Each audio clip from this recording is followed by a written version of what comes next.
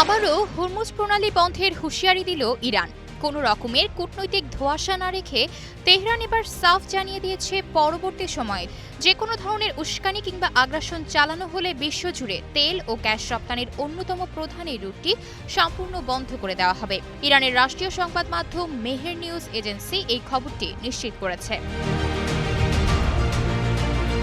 মূলত গত রাতে ইসলামিক রেভলিউশনারি গার্ড কর্পসের আইআরজিসি অনুমতি ছাড়াই একটি তেলবাহী ট্যাঙ্কার হরমুজ প্রণালী পার হওয়ার চেষ্টা করলে এই উত্তেজনার সূত্রপাত হয়। সে সময় ইরানি নৌবাহিনী চূড়ান্ত সতর্কতা জারির পর ট্যাঙ্কারটিতে আঘাত হেনে সেটির গতিরোধ করে।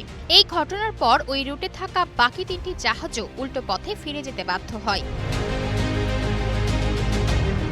এরই প্রতিশোধ হিসেবে একই রাতে পেন্টাগন ইরানের কেশম ও শ্রীদ্বীপে অবস্থিত দুটি গুরুত্বপূর্ণ যোগাযোগ টাওয়ারে আকস্মিক বিমান হামলা চালায়। মার্কিন ওই হামলার জবাবে আইআরজিসিও বসে থাকেনি। তারা তাৎক্ষণিকভাবে কুয়েত ও বাহরাইনে অবস্থিত মার্কিন সামরিক স্থাপনা লক্ষ্য করে পাল্টা ক্ষেপণাস্ত্র বর্ষণ করে। এরপরই এক কড়া বিবৃতিতে আইআরজিসি স্পষ্ট করে জানিয়ে দেয়, ইরানের উপর আর কোনো আঘাত এলে হরমুজ প্রণালী বন্ধ করে দেওয়া হবে।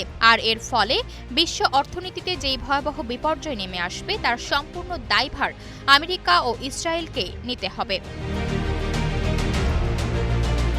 আয়েশা অর্থী, নিউজ ডেস্ক, গ্লোবাল টেলিভিশন।